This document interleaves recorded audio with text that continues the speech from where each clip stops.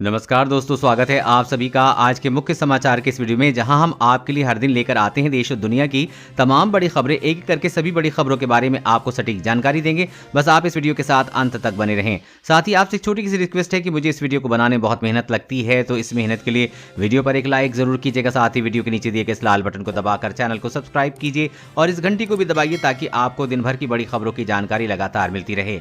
तो चलिए दोस्तों, एक एक करके सभी बड़ी खबरों के बारे में जान लेते हैं। तो दोस्तों, आज की पहली बड़ी खबर की अपडेट की बात करें तो सुरक्षा के साथ अब पेट्रोल भी बचाएगा स्मार्ट ट्रैफिक हेलमेट, दुर्घटना पर एम्बुलेंस को भेजेगा अलर्ट। जी हां, हेलमेट का अभी तक केवल एक फायदा था कि सड़क दुर्घटना से बचाना, लेकिन अब नए तरह के हेलमेट मार्केट में आ गए हैं जिससे एक साथ कई काम हो सकेंगे। अब हेलमेट दुर्घटना से सुरक्षा के अलावा पेट्रोल भी बचाएगा और अनहोनी होने पर एम्बुलेंस व पुलिस को सूचित भी करेगा।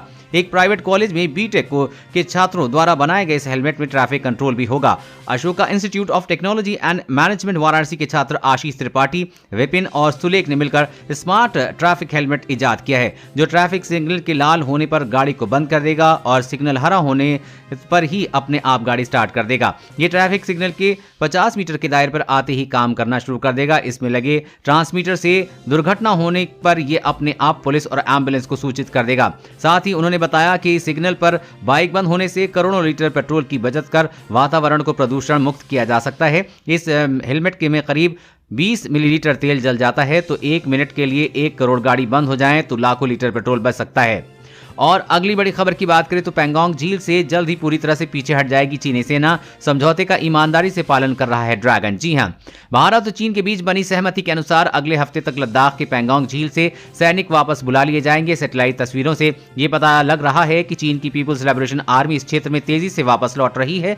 सैटेलाइट तस्वीरों से झील के उत्तरी किनारे से चीन के भारी वाहनों की आवाजाही में तेजी देखी गई है। शुक्रवार को साउथ ब्लॉक में इस प्रक्रिया की समीक्षा हुई है। भारतीय सेना के टॉप ऑफिसरों ने सैनिकों के पीछे हटने की प्रक्रिया पर संतोष जाहिर किया है। एक वरिष्ठ अधिकारी ने बताया कि मैं समझौता हूं कि इस दिशा में अच्छी प्रगति हो रही है। पीएलए सहमति से हुए समझौते के मुताबिक बहुत तेजी से पीछे हट रहा है। समझौते के मुताबिक चीन अपनी सेना की टुकड़ी को नॉर्थ बैंक में फिंगर 8 के ऊपर में रखेगा और भारतीय सेना फिंगर 3 पर धन सिंह थापा पोस्ट पर वापस लौटेगी।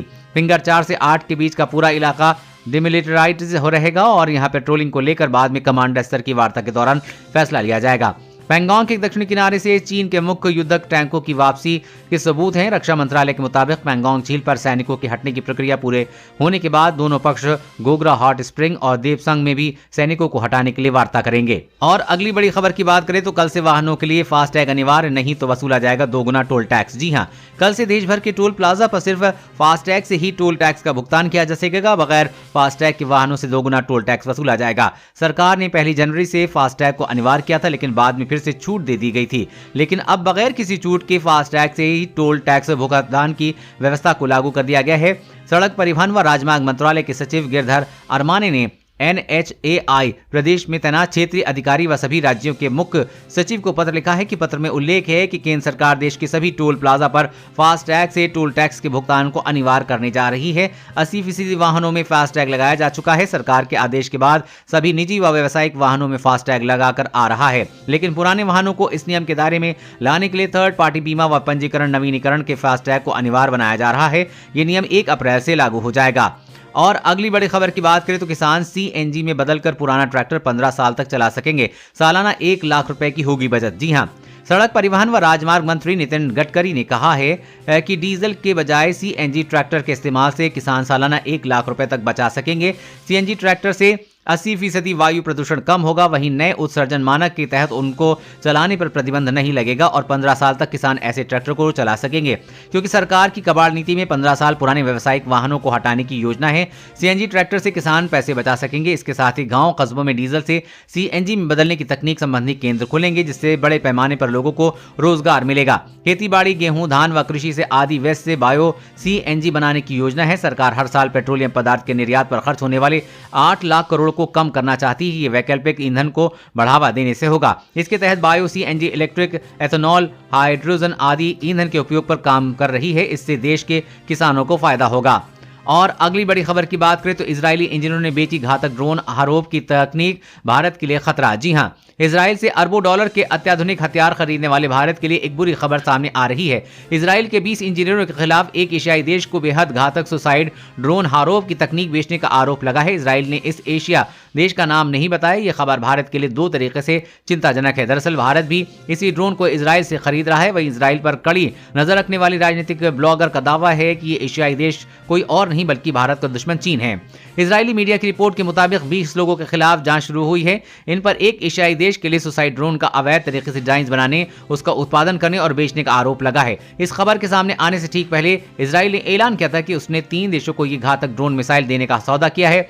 इससे एक एशियाई देश भारत भी शामिल है, लेकिन शायद चीन को इससे मिर्ची लग गई और भारत को यह हथियार मिलने से पहले ही उसने इसे चुरा लिया है। और अगली बड़ी खबर की बात करें तो ड्राइविंग के दौरान ना करें गूगल मैप का इस्तेमाल, कट सकता है आपका चालान। जी हां, आज के दौर में गाड़ी चलाते समय ज्यादातर लोग गूगल मैप का इस्तेमाल करते हैं। ऐसे में यह कहना गलत नहीं होगा कि app based cab aggregator industry पूरी तरह से गूगल मैप पर ही टिकी हुई है। गूगल मैप के इस्तेमाल से लोग बहुत ही आसानी से किसी भी लोकेशन पर पहुंच जाते हैं। यही वजह है कि ज्यादातर गाड़ी चलाने वाले लोग किसी भी लोकेशन तक पहुंचने के लिए गूगल मैप का इस्तेमाल करते हैं। लेकिन अब अगर कोई गाड़ी चलाते समय गूगल मैप का इस्तेमाल करता है तो उसका चालान भी कट सकता है। आपको बता दें कि गाड़ी चलाने के समय में अगर आप भी गूगल मैप का इस्तेमाल करते हैं तो आपको 5,000 रुपए तक का चालान देना पड़ सकता है। जो लोग गाड़ी चलाते समय गूगल मैप का इस्तेमाल करते हैं और उन लोगों ने अभी तक अपनी गाड़ी में डैशबोर्ड पर मोबाइल होल्डर को नहीं लगवाया है तो उन लोगों को चालान ट्रैफिक पुलिस 1,000 रुपए से लेकर 5,000 रुपए तक काटने के आदेश दिए हैं। तो अगर आप भी गाड़ी चलाते समय गूगल मैप का इस्तेमाल करते हैं तो थोड़ा सावधान रहें, वरना आपका भी भारी भरकम चालान कट सकता है। और अगली बड़ी खबर की बात करें तो यहां स्मोकिंग करना मना है। 88% भारतीय चाहते हैं और मजबूत हो तंबाकू निषेध कानून। जी हां, देश में तंबाकू निषेध कानून कोटपा को मजबूत बनाने के लिए स्वास्थ्य मंत्रालय की तरफ से पहल की जा रही। ठीक उसी समय हुए एक सर्वेक्षण में इस प्रकार की मुहिम को समर्थन मिलता दिख रहा है। 88% लोगों ने मौजूदा तंबाकू निषेध कानून को कठोर बनाने जाने की जरूरत बताई है। देश में तंबाकू के सेवन के कारण होने वाली बीमारियों से प्रतिवर्ष 10 लाख से ज्यादा मौतें होती हैं। देश में 26 करोड़ से अधिक लोग किसी न किसी रूप में तंबाकू का सेवन करते हैं। इनमें से बड़ी संख्या में लोग कैंसर और अन्य गंभीर बीमारियों से ग्रस्त होते हैं। ये सर्वेक्षण कंज्यूमर वाइज की तरफ से 10 राज्यों में व्यापक वयस्क लोगों के बीच किया गया है। इसमें से 80% लोगों ने माना कि सिगरेट, बीड़ी का सेवन और तंबाकू का सेवन स्वास्थ्य के लिए गंभीर खतरा है। और सर्वेक्षण के दौरान तंबाकू का किसी न किसी रूप में सेवन करने वालों ने भी कहा कि कानून सख्त होना चाहिए ताकि इसमें सेवन से आम आदमी बच सके। सरकार ने तंबाकू उत्पादों की बिक्री केंद्रों पर इसके प्रचार और खुली सिगरेट की बिक्री पर रोक लगाने तथा मौजूद कानून के तहत लगाए जाने वाले जुर्माने में बढ़ोतरी के लिए कानून में बदलाव की प्रक्रिया शुरू की है। वैसे दोस्तों, पूरे देश में बीड़ी, सिगरेट, तंबाकू पर रोक लगा देनी चाहिए या नहीं, नीचे कमेंट करके जरूर बताएं। और अगली बड़ी खबर की बात करें तो फ्लिपकार्ट ग्रोसरी ऑफर, 1 रुपए में खरीदे देसी घी और आटा, 9 रुपए में मिल रही है 1 किलो चीनी। जी हाँ, कोरोना काल में ऑनलाइन शॉपिंग का ट्रेंड काफी बढ़ गया है। ई कॉमर्स से ज्यादा हम इलेक्ट्रॉनिक आइटम खरीदते हैं, लेकिन आपको जानकर हैरानी होगी कि फ्लिपकार्ट जैसी दिग्गज ई कॉमर्स वेबसाइट में ग्रोसरी के सामान को भी घर लाया जा सकता है। फ्लिपकार्ट पर आपको हर दिन भारी छूट पाने का मौका दिया जाता है, जिसमें ग्राहक सिर्फ 1 रुपए में भी शॉपिंग कर सकते हैं। जी हाँ, फ्लिपकार्ट पर टुडेज ऑफर के तहत कुछ सामान को सिर्फ 1 रुपए में उपलब्ध कराया जाता है। फ्लिपकार्ट पर ग्रोसरी का अलग से सेक्शन बनाया गया है, जहां ये खाने पीने किचन के सामान को सस्ते दाम में खरीदा जा सकता है। आज की 1 रुपए की डील के बारे में बात करें तो ग्राहक सेल में ग्राहक 1 रुपए में आनंदा का 100 मिलीलीटर देसी घी कार्टन दिया जा रहा है। साथ ही यहां से 1 किलो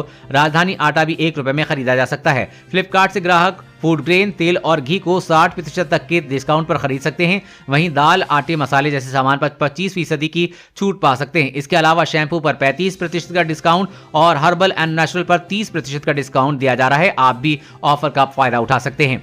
और अगली बड़ी खबर की बात करें तो भारत चीन सीमा पर विवाद पर राहुल गांधी का बड़ा आरोप, पीएम नरेंद्र मोदी ने चीन को दे दी है हिंदुस्तान की जमीन। जी हां, भारत चीन के बीच सीमा पर लंबे समय से चल रहे गतिरोध पर रक्षा मंत्री राजनाथ सिंह ने राज्यसभा को बताया कि पैंगोंग पर चीन से समझौता हुआ है। दोनों देशों की सेनाएं वहां से हट रही हैं। इस पूरे मामले पर कांग्रेस के पूर्व अध्यक्ष राहुल गांधी ने आज एक प्रेस वार्ता कर कहा है कि प्रधानमंत्री नरेंद्र मोदी ने हिंदुस्तान की जमीन चीन को पकड़ाई है। ये सच्चाई है, मोदी जी का जवाब दें। मोदी जी ने चीन के सामने सिर झुका दिया है। जो रणनीतिक क्षेत्र हैं जहां चीन अंदर आकर बैठा है, उसके बारे में रक्षा मंत्री ने एक शब्द नहीं बोला। राहुल ने आगे कहा कि पीएम मोदी ने भारतीय क्षेत्र को चीन को क्यों दिया, इसका जवाब उन्हें और रक्षा मंत्री को देना चाहिए। क्यों सेना को कैलाश रेंज से पीछे हटने को कहा गया, देपसांग प्लेस से चीन वापस क्यों नहीं गया, हमारी जमीन फिंगर 4 तक है। पीएम मोदी ने फिंगर 3 से फिंगर 4 की जमीन चीन को पकड़ा दी है। उन्होंने ये भी कहा है कि प्रधानमंत्री डरपोक हैं जो चीन के खिलाफ खड़े नहीं हो सकते। वो हमारी सेना के जवानों के बलिदान पर थूक रहे हैं, वो सेना के बलिदान को धोखा दे रहे हैं। भारत में किसी को भी ऐसा करने की इजाजत नहीं देनी चाहिए। प्रधानमंत्री इस पर क्यों नहीं बोल रहे हैं? राहुल गांधी ने मोदी पर गंभीर आरोप लगाए हैं। दोस्तों, आप इन आरोपों का समर्थन करते हैं या नहीं, नीचे कमेंट करके जरूर बताएं। और अगली बड़ी खबर की बात करें तो लॉकडाउन उल्लंघन में दर्ज मुकदमे होंगे रद्द। सीएम योगी के बड़े फैसले से 2.5 लाख लोगों को राहत। जी हां, उत्तर प्रदेश की योगी सरकार ने बड़ा फैसला लेते हुए लॉकडाउन का उल्लंघन करने पर दर्ज किए गए मुकदमों को रद्द करने का आदेश दिया है। बता दें कि पहले सिर्फ व्यापारियों पर दर्ज किए गए मुकदमे रद्द किए गए थे। सरकार ने इस फैसले से प्रदेश के 2.5 लाख से अधिक लोगों को बड़ी राहत मिलेगी। वहीं मुकदमे के कारण पुलिस और कचहरी के चक्कर लगा रहे यूपी के लाखों लोगों व व्यापारी को जल्द ही इससे छुटकारा मिल जाएगा। इसके पहले सरकार ने प्रदेश भर के व्यापारियों के खिलाफ लॉकडाउन के दौरान दर्ज हुए मुकदमे वापस लिए जाने के निर्देश जारी किए थे। राज्य सरकार का मानना है कि कोविड के मुकदमों से आम लोगों को अनावश्यक परेशानी का सामना करना पड़ेगा। अब प्रदेश में कोरोना का प्रभाव कम हो रहा है, ऐसे में जरूरी है कि मुकदमे रद्द किए जाएं। दोस्तों, आज की खबरों में बस इतना ही। इसी तरह हर रोज काम की खबरें जानने के लिए आप हमेशा हमारे साथ जुड़े रहें। हमारे साथ जुड़ने के लिए वीडियो के नीचे दिए गए इस लाल बटन को दबाएं और साथ ही इस घंटी को भी दबाइए ताकि आपको हर खबर की सटीक जानकारी मिल सके। जय हिंद।